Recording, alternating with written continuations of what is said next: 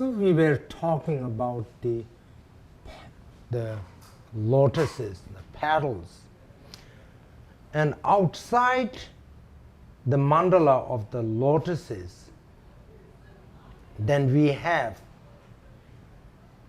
8 charnel grounds, 8 of them, in which you would see the mountains, the trees, the stupas, the corpse, and wild animals, and a kind of a meditator, fire. So they represent the 8 charnel grounds. And the representation of these 8 charnel grounds is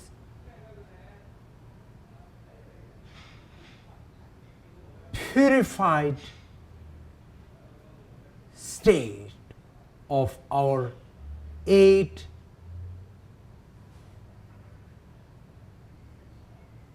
consciousness aggregates, 8 aggregates.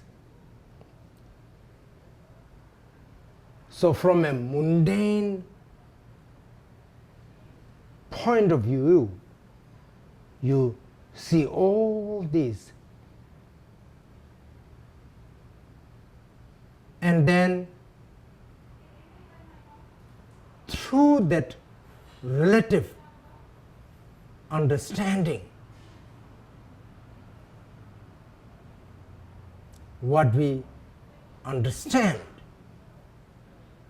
is a kind of a direct connection to the reality. And through that recognition,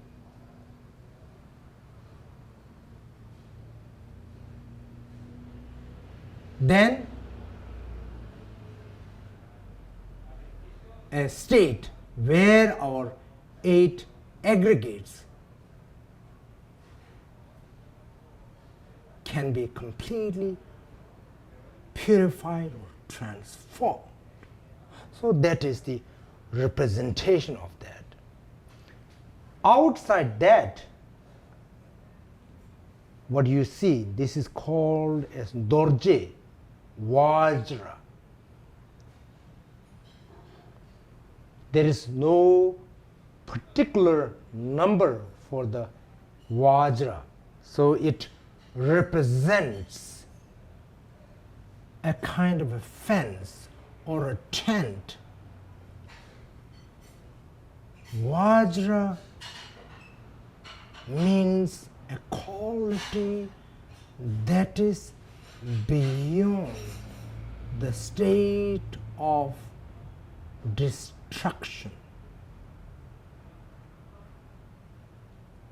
A state that is unchanging, unceasing, unborn, which is kind of represented by the physical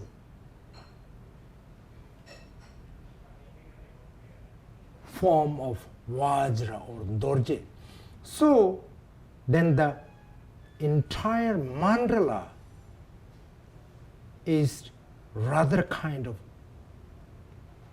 relatively speaking, housed in a tent of vajra fence.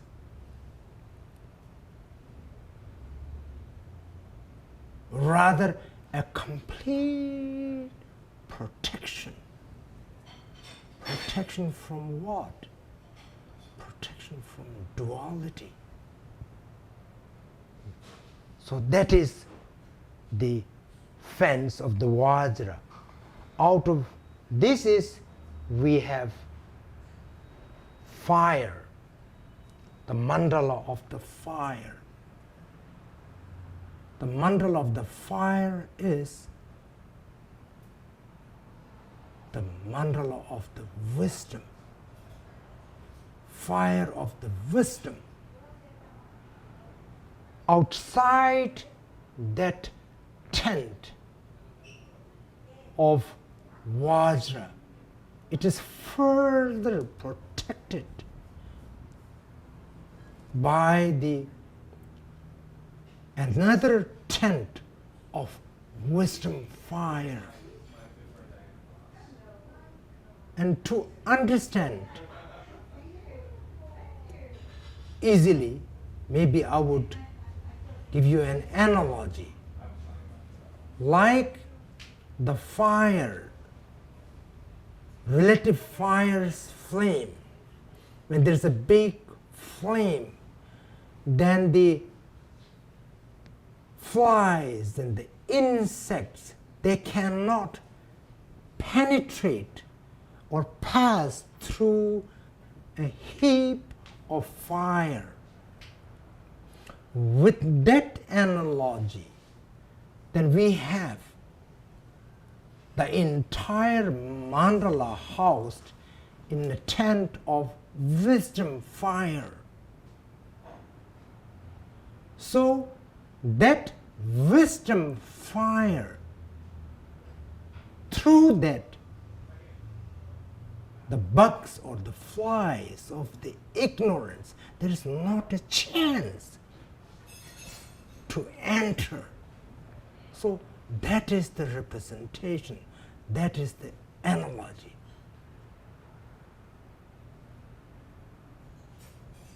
When there is no chance of the entrance of the ignorance bug, then there is no room for the duality of attachment and aversion. That being the case, then there is a state which is free from duality of grasping and clinging. So, and then around that, then however, each according to our own capacity, people's capacity, any offerings we can display, that offering, what is being displayed, is what you understand as mandala of offering. And this is what we call as mandala of accomplishment. So when such a mandala is created with the rightful state of mind from the very beginning, throughout the process, up till it is completed, there is a definitive blessing. When we watch, when the monks and the lamas are creating it, there is a definitive blessing. Then once it is completed and further consecrated, that is a state which is almost like bringing the life force to the mandala, descending and bringing the wisdom to the mandala. And after that, there is definitive liberation upon sight blessing. When I say liberation upon sight, it doesn't mean that instantly you attain Buddhahood, or you are going to fly, or if you just thinking like that, if you go to on a third story and try that, you are definitely doing a mistake, because the very lack of self-confidence to go and try that itself proves the state of your mind. So, the liberation upon sight varies on each sentient being, whether we are a human being or a fly hovering above the mandala. They didn't come here to see the mandala. They even don't have the sense that they're flying above the mandala. Instead, we drove all the way from a certain distance to come and see the mandala, have a view of the mandala, hoping that there would be some degree of blessing of the liberation upon sight. In terms of the blessing of the mandala, there is no difference, be it the fly or be it like a human being like us, which comes with a certain state of intention, although intention will make a ground. But in terms of blessing, there is no difference. The difference is on the basis of our state of frame of mind, how much ripened our frame of mind is. That is the one which is going to make the difference. So anyway, then after this, then the last stage, which is the dissolution of the mandala. In the initial stage,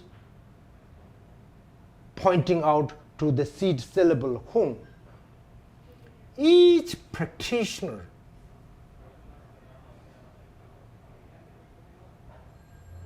arising into the state of the deity, in this case arising into the state of Guru Rinpoche. First, we visualize a state of great expanse, nature of emptiness.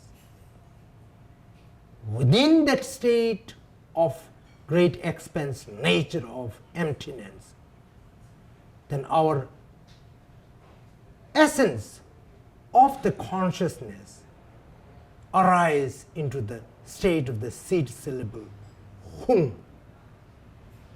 And then simultaneously the generation of the entire mandala. So, and then in the end, then we have the state or stage of dissolution.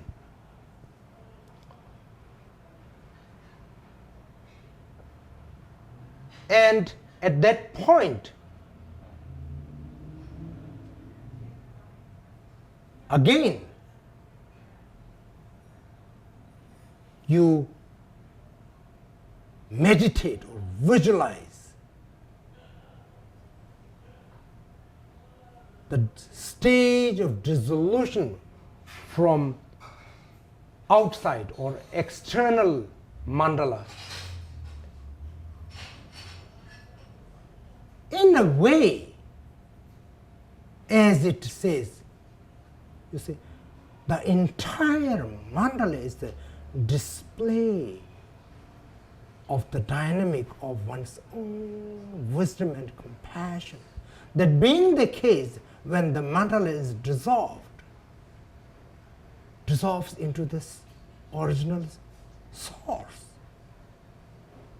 And that's how the mandala is dissolved. And as a symbolism of that, then the mandala would be physically swept. And there is, on a relative level,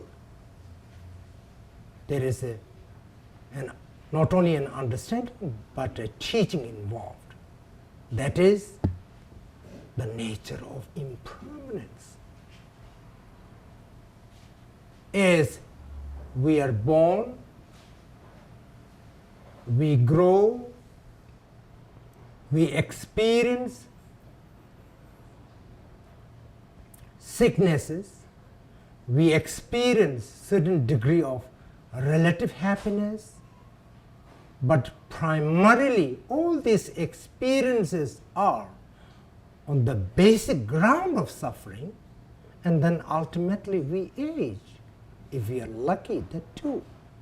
and then finally we breathe our last. So, however good or bad person may be, however a most powerful person may be, ultimately, then we have to breathe our last. When we breathe our last, whatever wealth, power, through hook and crook, whatever we accumulate, that is what we call as karma. And that is going to be with us. Otherwise, we will not even be able to take our own shadows with us. This very body, we take such a good care. Go to 10 million different skin therapists, spend millions to stay young, beautiful, handsome. Finally, everything is going to dissolve in the elements.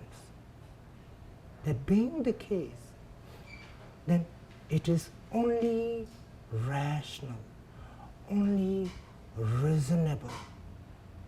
If we want to be a smart, selfish person, there lies our interest. When we think and work for the betterment of a greater number of sentient beings, your own interest is included in that. You don't have to particularly struggle and strive for your own interest. When you have accomplished, let's say, $100, then you don't have to individually struggle for $1. $1 is included in $100. So we have to be rational. We have to be a smart, selfish person. We don't have to follow the path of a blind, selfish person.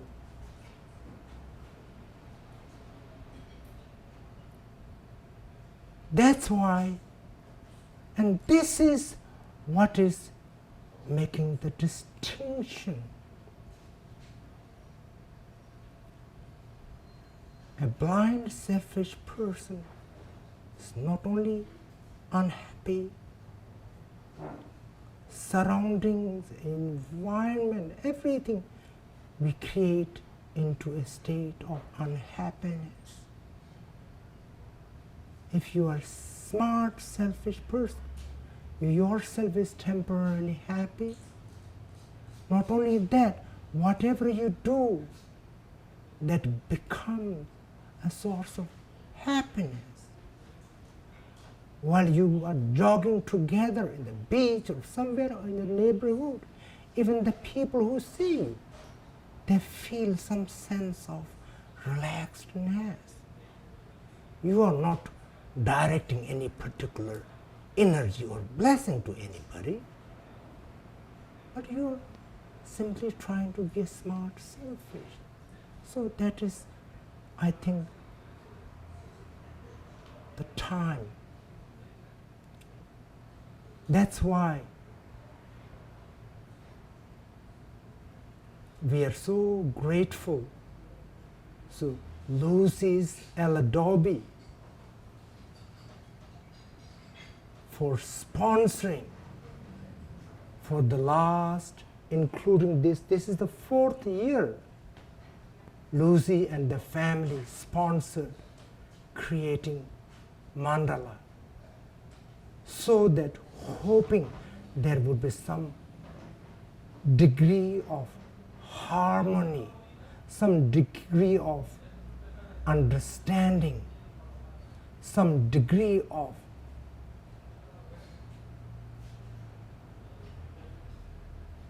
getting the impacts of happiness, so that, even the relative aspect of the happiness is kind of little bit extended.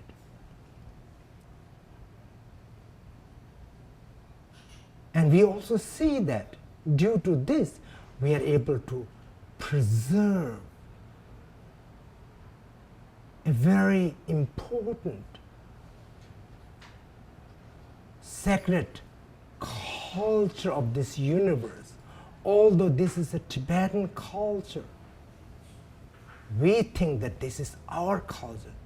Actually, it is a universal heritage.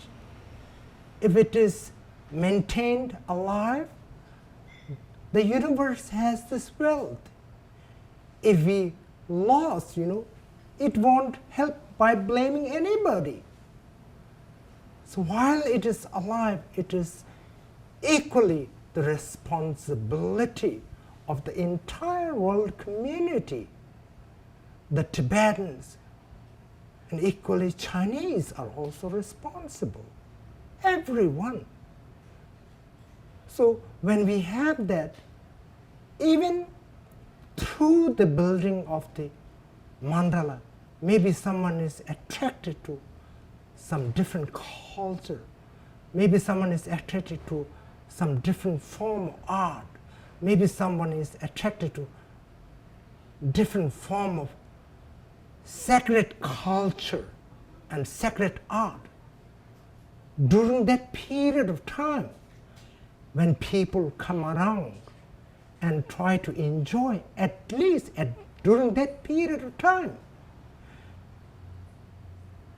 you are enjoying that and you are fully focusing to that, due to which, at least during that frame of period, you forget your rat race. And I think it totally makes sense. The benefit. It's great even if your happiness is just for 5 minutes, just for 10 minutes. It's worth accomplishing. Oh yeah. So with this,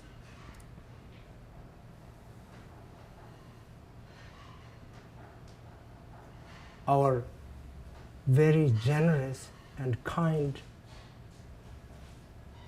patron, Lucy, is sponsored, and through several years, the Lucy's world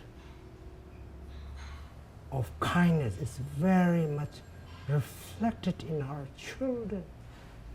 That's why look at Patty tirelessly working.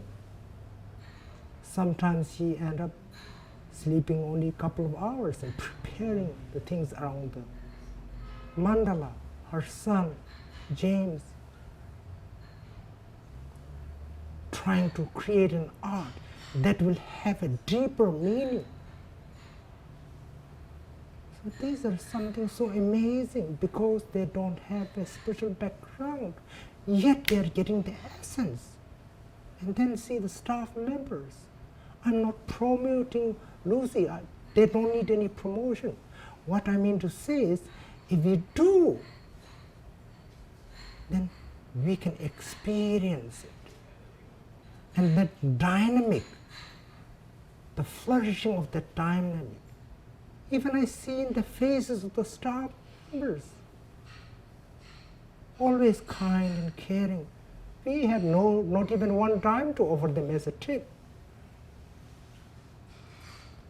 Really, really taking care reflects Lucy's big heart, reflected in them. So that's why we feel so privileged to get this opportunity, and also with this our effort of preserving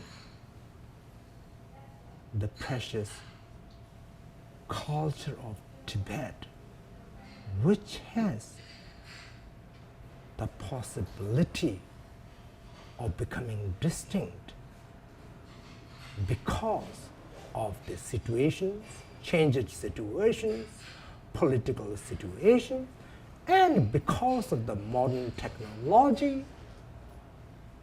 So, and seeing all these conditions, then we created this, and this is very relevant even in today's present world situation, the problems in Lebanon, Iran, this Israel, everyone blaming each other. The real thing, if we need an object to be blamed, is ignorance. If we need an object to find as an enemy, it's not the Lebanese, it's not Hezbollah people, it's not the Israelis, it's not the spiritual leaders of the Israel or the political leaders, it's the ignorance. So from that perspective, I think creation of the mandala right here in the navel of Los Angeles makes sense. Thank you so much. Oh, I expected that. Okay.